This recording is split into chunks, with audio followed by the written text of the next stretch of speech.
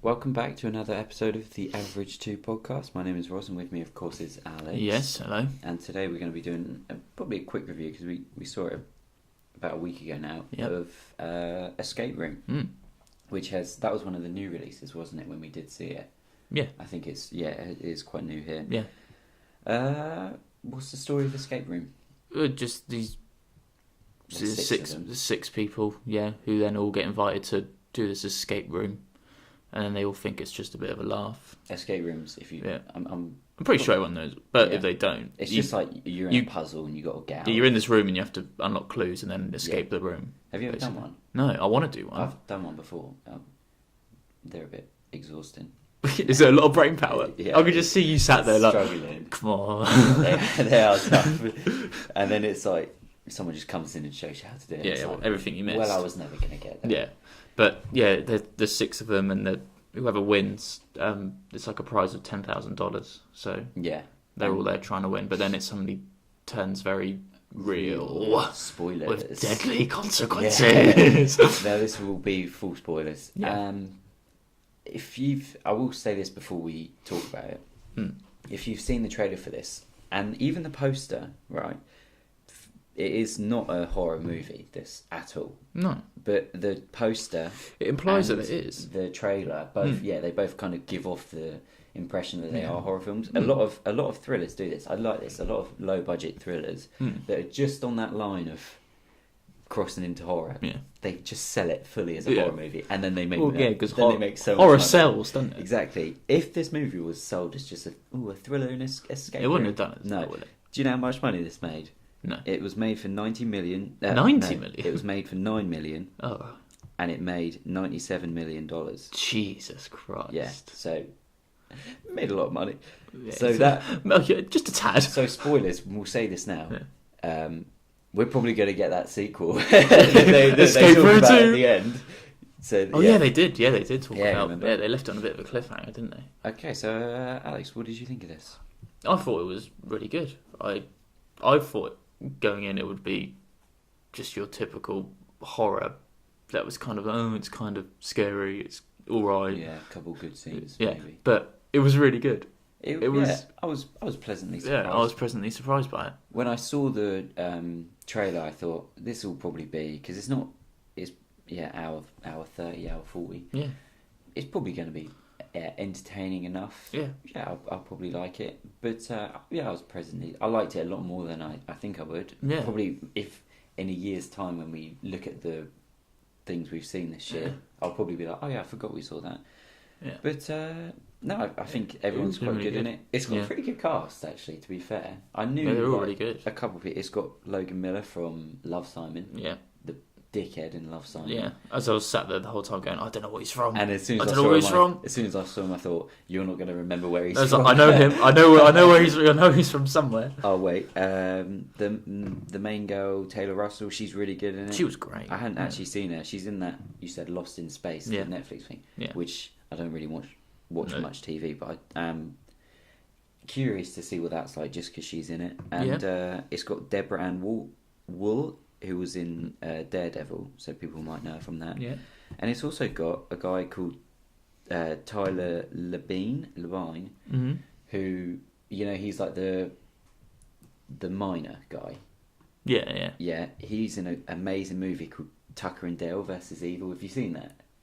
No, I haven't actually. Oh, okay. It's him and you know Steve the Pirate from Dodgeball. Yeah. It's them two. They play Tucker and Dale. Yeah. They're both hillbillies, and I've heard of the film, but I've never seen it. And a group of college kids, like the preppy college kids, they come out and they think that Tucker and Dale are evil, but they're really nice guys, and it's so good, honestly. So he's not been in that much since then, and so when I saw him in the trailer, I was like, nah, that's not him. And what's he doing? And what is he in this? He's great in this. He is funny in this. Pretty much all of the six people were really good. Yeah, and Anyway, so these six people, they're all kind of different. They're all different. They all have their backstories. They're all very well done stereotypes as well, aren't they? They're all like, I'm successful, I'm the miner, and I'm the shy girl, So they all get invited to this maze I find it interesting that they all get invited by people that they know as well, don't they? Even if it's revealed that they don't. Yeah. I don't think. No, I don't think so. I don't think it is. And they all get invited through that box, which it's a puzzle box. Yeah. They could, I will give this movie props because they could have just got a letter. Oh, come here. But they took time. They gave us 5 minutes of them trying to work out how to open this box, and that did kind of tell you quite a lot about the characters, because you have the shy girl who's really smart who figured out quite quick, along with the successful businessman, and then you have the how would you describe him? The lazy teenager, the dropout, who just starts smashing it and throwing it around the room, trying to open it, which is kind of funny. The best way to tell about characters, but it was different, so I'll give it props for that. It was funny, that bit, and I like that it does take them. Everyone's kind of different. Because the first room turns into like an oven. Yeah.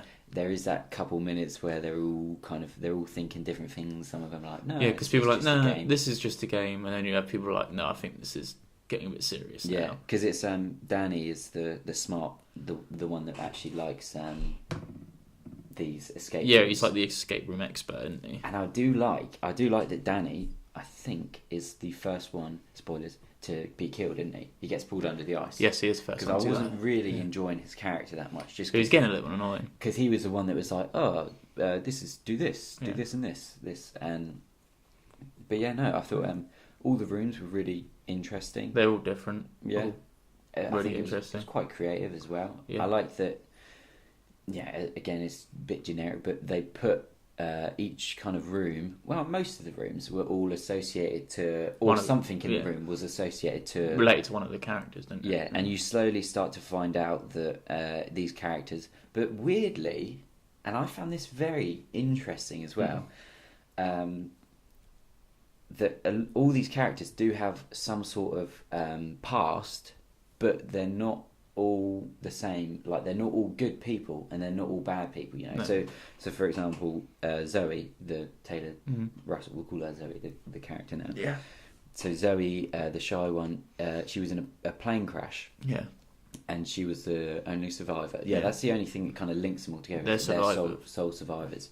But again, so she had something that wasn't her fault. She's in a plane crash. Yeah. It haunts her. But then you get Ben, who the dropout, who was in a car accident that was his fault. Oh, yeah, he was drunk driving. Yeah, and I really thought, and again, like Mike, he was in a mine and the mine collapsed, and he was the only survivor. Yeah, and I really liked that. How it was like, you get people like, and of course the other one you find a lot about is Jason, who his ship. A big wave takes out the boat, doesn't it? And he ends up killing his college friend, so that he can have a coat. Yeah, and keep. I thought that was really quite like, all right. So they're all these six people. They're all sole survivors, through one way or another. Yeah, exactly. So they're all like, whether it was their choice or not up to them. So I did like that you kind of got like Jason, who's a bit of a bad guy, but he's not a bad guy because he did this to survive. Yeah. But then you got like Mike, who this happened to him and he lost his cousin, and that wasn't his fault. So I did like that, and a lot of the rooms, they're all interesting stories as well. Yeah, the only one I don't think you find out about Danny, which I also like because again I didn't really care for him. No, they did say why he was a sole survivor, but I can't remember why. They must have done at the end, yeah. But you don't really find out, which is kind of interesting. Oh, it was poisoning. Do you remember? They were in that room, and it was something to do with poison. It's like carbon monoxide poisoning, and he was the only survivor. I see. Yeah. Okay. But they kind of briefly mentioned it, and then we've moved on, but because he was dead at that point. Yeah, I really liked the first room. I thought was a bit. Yeah, this is fine. It's alright, the oven, it was a bit like just getting you into it. Yeah. Nothing really out there.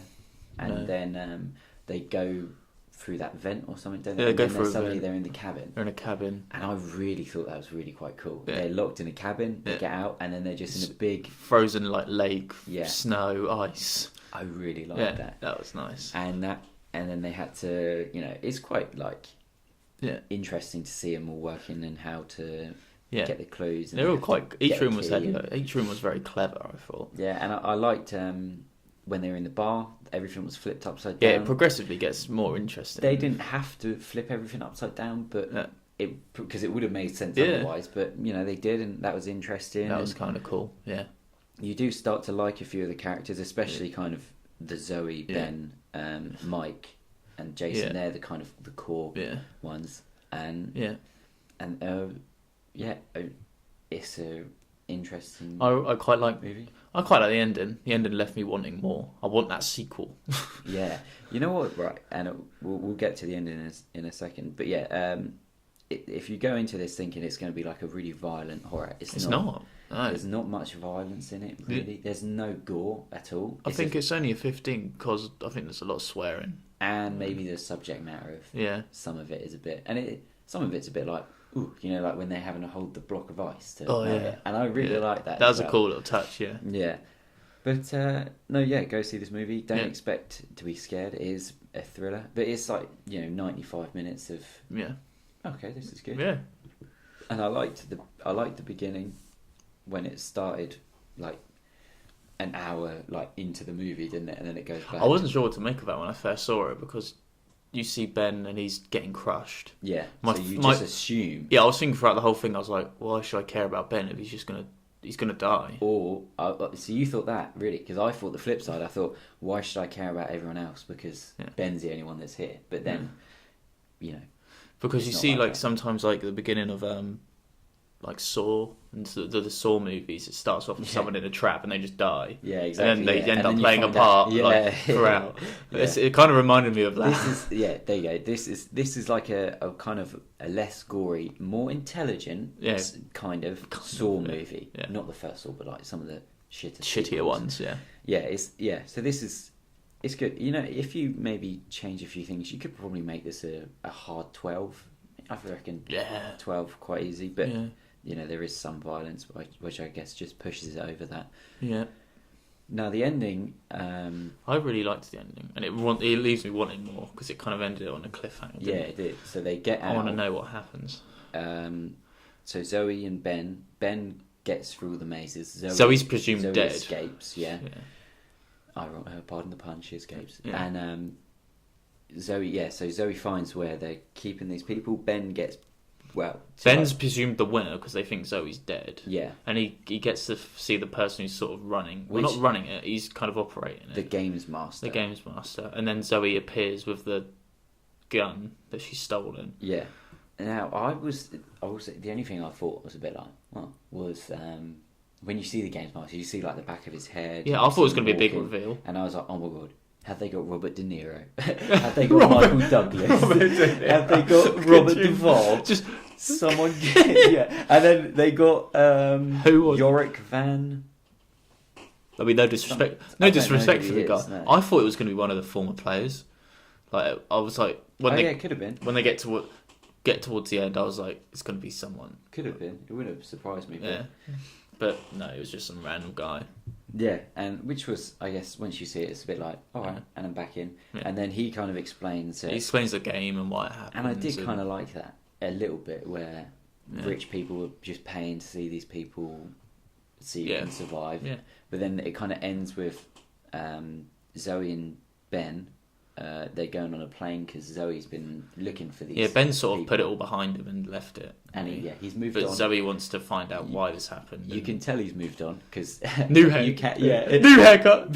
He shaved. He had his suit. Yeah. He was doing really well. Expert character development. I like how at the start of the film he was like in the warehouse of a shop, and then by the end he was like, I am now the regional sales manager. Yeah, wasn't it for pet food? Yeah, for pet food. And I was like, bloody hell, in the space of 6 months you've gone from... I do like that. What's the best way to show a character's growth and development? Shave the beard. Yeah. That's all you got to do. Yeah. Or grow the beard. Grow the beard, not shave a patchy one. No. It's got to be a full beard.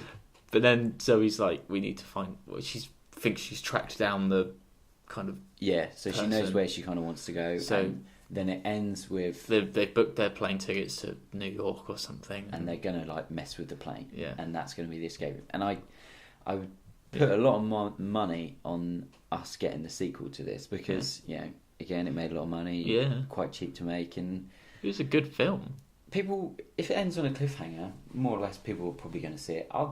If I saw the trailer, I'd be interested to see what it was like. Yeah. Just because these two characters were fine, especially Zoe was great. So we established earlier, horror, things branded as horror make money. Yeah. Happy Death Day is the perfect example. Yes, of course. That was sold as a real horror, but it's not really that. It was a terrible film. And it made a lot of money. And they've now got the sequel. Yeah, like a year later. Just a year later. So it shows how quickly as well they can turn around a product. But anyway, so who directed this? What was his name? Adam Robitel? Yeah, Robitel? And he did Insidious: The Last Key, which we said liked. In our other video. Yeah, we liked it as a cult film that's easy to enjoy, and it's more of a comedy for us, I think. Yeah, exactly. Yeah. But it was enjoyable. It's enjoyable. At the moment, I haven't seen anything else he's done. I see he was in X-Men as an extra. So he's doing well. That's 3 for 3. 3 for 3 so far. He's killing it. Yeah. Yeah. So I hope that he's allowed to do the sequel. Yeah. I'd love a sequel. So of course now the most important question is: would you buy this on DVD? Yeah. I'd buy it. Yeah, I would. And if in like a few years' time I forgot about this movie, as I probably will, as we said. Yeah. And I look on iTunes and the second one's been released, I'd probably buy it as a bundle. Yeah, it's a good movie. If you like, it's a great movie if you just want like a quick thriller, nothing too. Yeah. You haven't got a nice easy watch. Yeah, exactly. Couple nice twists, a few nice character revelations. And I'd definitely buy this on DVD. Not for the full. You could put it on in the background, and you'd look up, and it would be like an enjoyable moment. Yeah. That's probably the best way to describe it. It's full of just like, that's a good moment. I'm going to look down for 20 minutes, look back up. I remember this. Oh, yeah, that's good. Yeah. And I would. I'd buy it. So this will probably be in cinemas for quite a while. When we were there, we were in a small screening, and the guy said this is the busiest screening. It was packed. Yeah, it was packed small. I was shocked how packed it was. They probably could have put it in a bigger. They should have put it in a bigger screening. But definitely recommend this movie. Yeah, absolutely. Now, have you seen anything good recently, or have you bought anything good recently? No, I bought. How many DVDs did I buy? I bought 3 Blu-rays and 2 DVDs today. Which ones? From CEX. When I'd like to just say first, I was there in CEX in like the 50p section. Of course. And I was like, Gold member, I haven't got that on DVD. I want it on DVD. And then I was looking through, and I was like, because my past couple of purchases from CEX have both broken and they've just gone. Yeah. So I was like, I need to check the discs first. Because in the 50p section, they just leave all the discs in. Yeah, that's how much they care. Oh yeah, I was just taking the discs out. Oh, that's scratched to shit. Put it back. Next one, scratched it, put it back. The third one, I opened it. There was like food stainings in the box, like Marmite. And I was like, no, I'm going to leave the 50p section. So I went downstairs. I bought American Made on DVD. American Made? Tom Cruise. Oh, yeah. Where he's the drug trafficker. Yeah. I really liked that film. Yeah. So I bought that for £3. And then, what was the other one I bought? Blu-ray. I know on Blu-ray I got Trainspotting. Great movie. Ghost Stories. I got. Oh, you like that? I loved Ghost Stories. I thought it was really good. And then and Django Unchained I got on Blu-ray. Have you seen that before? I've never seen it. That's why I got it. It's quite good. I remember I got into that movie when I think I was maybe like 16, and I went. It was released during school. I remember that. Yeah, and because it's an 18. You'll see why. It's a very good movie, and it's Quentin Tarantino as well. I was sat in there buzzing because I was like, oh, this is an 18 and I'm in here. And then, when people like come in and check, like, oh, hood goes up. I remember seeing them and just thinking like, oh shit, this is where I get kicked. Now I've got to go and watch wherever. I can't remember what I bought tickets for. Yeah. Oh yeah, that was the old trick on it. You buy tickets for something else and just sneak into the other screen. You sneak into the other screen. But I'm trying to remember what the other DVD was I bought. I really can't remember now. Maybe I think of it. I think this was after. Oh, it's Blockers. Got Blockers. You should have got that on iTunes when it was cheaper. I got that on Blockers. No, it was like £2 something. Fair enough. Yeah, good movie. It was a great movie. And again, got back here, checked all the discs. Yeah, of course. And they were all good. I was like, I haven't yet been burned by one of these films yet. It's happened to me 3 times. But it's 50p in it. Yeah. I was thinking of a name for it the other day. Right on my shelf, I have like 6 or 7 DVDs that are all 90 minutes, and they're the ones that are like, I just want something quick to watch, quick and easy before work or some shit. Yeah. And I was gonna put one on, but I didn't, and it's not one that needs to be mentioned now, but when you look at your DVD, because I always go to that set. I've got like a big section of DVDs, but I always like move all my stuff out of the way and look at my elite section. That's what the elite section. The elite section of an hour 30s. None of them are good quality at all. And I pulled something out to watch it, and I thought, no, I'm going to watch this because I haven't seen it for a while. It's called The Perfect Score. Have I ever told you about this? I've heard of this film. It's about. I love like when people in high school and you get the stereotypes all coming together to do something like The Breakfast Club and that sort of stuff. The Breakfast Club. I love these movies like that. This is about 6 high school seniors who decide to break into a testing centre to get the to get the answers to their SAT tests. Right. Okay. Did we have SATs or did we call them SATs? They were SATs, yeah. They call them SATs, not to make me look stupid. So they're the stupid ones. Yeah, but I think SATs is how they get into college and stuff. But it's about 6 high schoolers that break into this place. And I was like, all right. I remember watching it the first time thinking, that was great. It's about an hour and 25 minutes. Do you know who's in it, right? This is from 2004. Right? Wow. It's got, basically, it's got no one in it that you know except Chris Evans and Scarlett Johansson. Really? Yeah. And they're both, like, super young in it as well. Yeah, 2004. Yeah. Bloody hell. Chris Evans is, like, the main one. You got to start somewhere, I guess. Exactly, yeah. Chris Evans is, like, he's like the normal guy. Scarlett Johansson is, like, the one with... She's a bit of a rebel, and you get like the kind of not stuck up, but the smart girl and the athlete, and they break into this test centre. It's so good. I think you'd like it, and it's got that. It's got Matthew Lillard in it. You know, Shaggy. Oh wow! And I remember watching it thinking it's probably got one of the best casts in history. Oh yeah. So I'll keep a lookout. It's really good. It cost me a lot of money on DVD to get it. Why? I think just because it's not available. Not a lot of money. It was like a tenner. This film plus £50 shipping from America. It's region 1, so I have to watch it on my laptop now. But yeah, so I watched The Perfect Score. If you get a chance to watch The Perfect Score, what more could you want? Like teenagers breaking into a test centre. And then they all learn a moral lesson. It's absolutely beautiful. It's a beautiful film. And I will not spoil this movie because it's beautiful. Okay, I'll keep a lookout. But yeah, I think that's pretty much all I've seen. Yeah.